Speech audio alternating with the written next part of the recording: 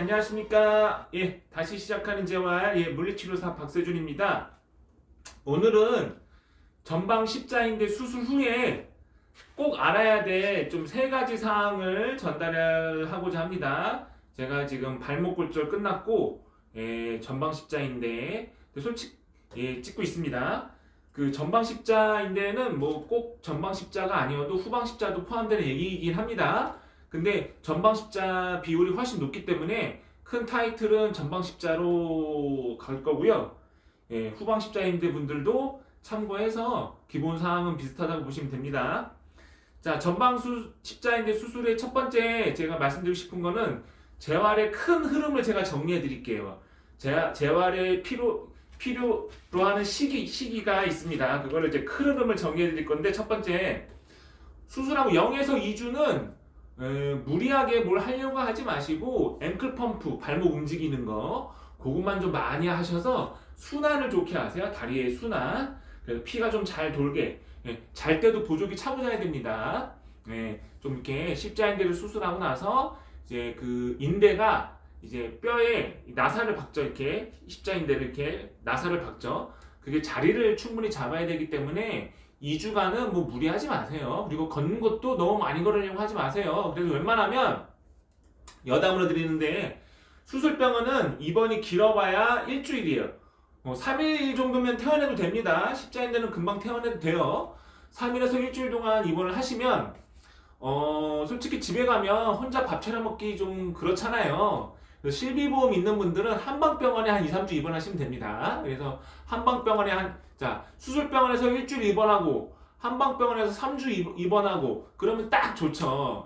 그래서 한방병원에서는 2주 이후부터 가볍게 이제 마사지 위주로 좀 도수치료, 부종이 완화되는 그런 거 받으시면 돼요. 구부렸다 폈다는 무리하게 하는 게 아니라. 그러니까 수술하고 나서 혹시나 이 영상을 초기에 보시는 분들은 큰 흐름에 대한 도움을 드리고자 제가 찍는 겁니다.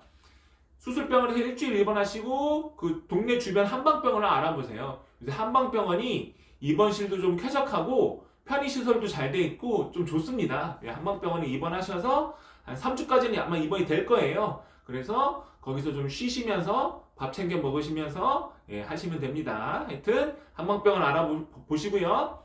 자, 본격적인 재활은 한 2주부터입니다. 수술하고 이제 3주차, 정확하게는 2주 동안은 안정을 취하고 발목만 많이 움직이시고, 3주차부터 보조기 찬 상태에서 가볍게 슬라이드, 그 다음에 가볍게 이스텐션, 그 다음에 가볍게 이렇게 오금 누르는 동작. 제가 저희 영상 마지막에 제가 찍어놓은 영상 올려놓을 테니까 그거 한번 보시고요. 하여튼 수술하고 이제 3주차부터는 살살 움직이는 연습을 하셔야 돼요. 그래야 보조기를 풀기 전에 먼저 이게 그 전 단계로 훨씬 재활에 큰 도움이 됩니다. 그래서 살살 움직이는 연습을 해야 된다. 보조기 찬 상태에서 힐 슬라이드, 그 다음에 큐셋, 뭐 이런 것들이 있습니다. 영상은 그 재활 영상은 제가 마지막에 링크 걸어놓을 테니까 그거 한번 보시고요. 그 다음에 이제 4주차나 5주차 때 이제 보조기를 뗍니다. 보조기를 떼고 이제 목발도 슬슬 떼고, 그러면 그때부터는 이제 도수 치료를 한번 알아보세요. 그때부터는 이제 구부리는 게 본격적인 재활입니다. 그래서 웬만하면 수술하고 한 달 동안은 보조기 찼죠. 한 4주, 6주 안에 각도 재활이 끝나야 돼요. 그러니까 3개월 안에 각도는 무조건 다 나와야 됩니다. 그래서 그때부터는 각도 재활을 본격적으로 합니다. 각도 재활을 본격적으로 하고, 그 한 4주, 보조기 차는 거 4주, 그 다음에 각도 재활 6주, 그럼 이제 2주 반이, 그러니까 2달 반이 지났죠? 그러면 조금 이제 각도 재활 하면서 3개월 차부터는 저는 이제 가볍게 헬스장을 다닙니다. 3개월 차부터는. 그래서 좌식 사이클을 탈 수가 있어요. 3개월 차 되면. 그래서 그 길이가 조절됩니다. 좌식 사이클은. 그래서 조금 더 의자를 앞으로 하면 무릎이 많이 구부러지겠죠. 좌식 사이클 한 20분에서 30분 타고, 웨이트를 프레스는 하지 말고 레그 이스텐션, 레그 컬, 그 다음에 뭐 모으는 거, 벌리는 거, 그런 건 다 하셔야 됩니다. 아직 체중이 실리는 프레스는 좀 무리고, 그런 레그 컬, 레그 이스텐션, 부하 가볍게 해서 한 발 한 발씩 이렇게 헬스를 최소 2달. 그 다음에 그 헬스 충분히 하시고 그 다음부터 한 5개월 차 넘어가면 그 다음부터 러닝머신 시작. 예. 어느 정도 힘이 붙고 나서 러닝머신 시작이에요. 러닝머신에서 이제 걷기를 해보시고 자신감이 붙으면 속도 좀 올리시고 그러다가 속도가 좀 올라가는데도 자신감 붙이시면 이제 6개월 차부터 러닝 시작. 예. 6개월 차부터 러닝 시작. 그 다음에 5개월 차 넘어가는 시점에서는 조금 내가 좀 이렇게 스포츠 재활 PT 뭐 런지라든가 뭐 카리오카라든가 이런 스포츠 재활을 하는 곳에 가서서 이제 PT도 한번 받아보시고 혼자 뭐 레그 익스텐션만 하는 데는 한계가 있으니까요. 한 5개월 차 넘어서는 그런 스포츠 재활 PT도 한번 받아보시고 그래서 웬만큼 잘 달리고 뛰고 하려면 한 7, 8개월의 시간이 걸리는 거죠. 그래서 뭐 축구 좋아하시는 분들은 또 축구 하시는 분들이 있는데 최소 6개월은 재활이 필요하다. 수술하고 나서 한 6, 7개월은 재활 기간이 소요된다. 그래서 재활에 대한 제가 큰 흐름을 이제 보여드렸습니다. 그래서 그냥 큰 틀만 얘기하면 수술하시고 한방병원을 알아보셔라. 거기서 한 2, 3주 정도 요양하면서 그냥 그 뭐 거기서 해주는 도수치료 받아보시고도 되고요. 한 달 지나서부터는 본격적인 각도 제어를 빡시게 해야 된다. 그래서 저 같은 전문가를 찾아오셔서 도수치료나 이런 걸 받아보세요. 그 다음에 수술 후 3개월이 지나면 근력 운동을 시작한다. 본격적으로 이제 헬스도 가능하다. 헬스를 하긴 하는데 웨이트를 가볍게 무겁게 하는 게 아니라 그 다음에 이거 구부려지는 거나 펴는 각도를 좀 작게 처음부터 이렇게 팍팍 구부리지 말고 팍팍 피지 말고 하프에서 시작해서 점점점 각이 커지게 그렇게 하셔야지 처음부터 뭐 120도 놓고 팍팍 차는 연습을 하시면 안 돼요. 각이 좀 작게 하다가 각이 커지게. 그 다음에 수술하고 5개월 차 되면은 이제 좀 런닝머신 빠르게 걷기 그 다음에 달리기로 점점점 전환할 수 있다. 그래서 6개월 차부터는 러닝 시작이 큰 틀입니다. 하여튼 재활에 대한 이제 큰 흐름 제가 큰 흐름을 설명을 드렸고 각도 재활이 안 나오는데 스포츠 재활 PT를 받는 분들이 있어요.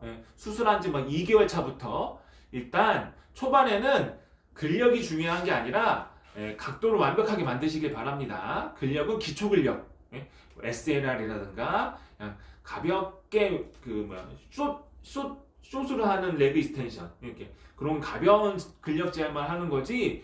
막 스포츠 재활이 아니에요. 어떤 데 가면은 막 수술한 지 2개월 되는데 막 스쿼트 시키고 뭐 이런 데도 있더라고요. 하여튼 초반에는 꼭 각도를 완벽하게 만드시길 바랍니다. 자, 그 다음에 이제 첫 번째 재활 흐름에 대한 설명을 드렸고 두 번째 제가 십자인대 수술한 환자분들한테 꼭 추천하는 제품이 두 가지가 있어요. 저도 전방 십자인대 수술 왼쪽에 했거든요. 자, 보조기를 한 달 정도 지나면 푸른다고 했죠. 근데 아무래도 인대 수술은 불안정하기 때문에 한 2달 정도는 이런 보호대를 차고 걷는 게 좋습니다. 자, 목발도 하지 말아야 되지. 보호대도, 그러니까 보조기 안 하지. 그러면 아무래도 좀 불안감이 있죠. 저도 목발 떼고 한 2달간은 이걸 차면서 출퇴근을 했습니다. 걸어서. 이게 딱 잡아주기 때문에 보조기가 없어도 되게 각도는 이렇게 구부러지고 잡아주는 역할을 하죠. 제가 좋아하는 게 이게 돈조이 퍼포먼스의 돈조이 퍼포먼스의 이 보호대입니다. 좀 가격대가 있긴 한데 제가 지금 10년째 사용하고 있어요. 등산 갈 때도 쓰고 그다음에 혹시나 여행 가서 많이 걸을 때도 쓰고 제가 아주 애용하는 제품입니다. 이거 아주 짱짱하고 좋아요. 그래서 요거를 무릎에 찬 다음에 요거를 이렇게 해서 찍찍이를 딱 하는 거죠. 이렇게. 그래서 제가 돈조이 제품 올려놓을 테니까 한번 참고해 보시고 이거는 팔지 마시고 계속 갖고 계세요. 뭐 나중에 뭐 또 살다 보면 뭐 등산도 가고 배드민턴도 치고 할 일 있잖아요. 그런 액티비티 할 때는 그냥 예방 차원에서 저는 차고 합니다. 자, 그 다음에 두 번째로 추천드리는 제품이 밸런스 패드가 있어요. 밸런스 패드.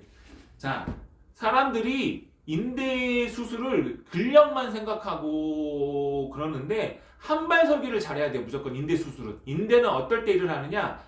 중심을 잡을 때 일을 하는 게 인대예요. 그래서 인대가 안 좋은 분들이 잘 넘어지는 거예요.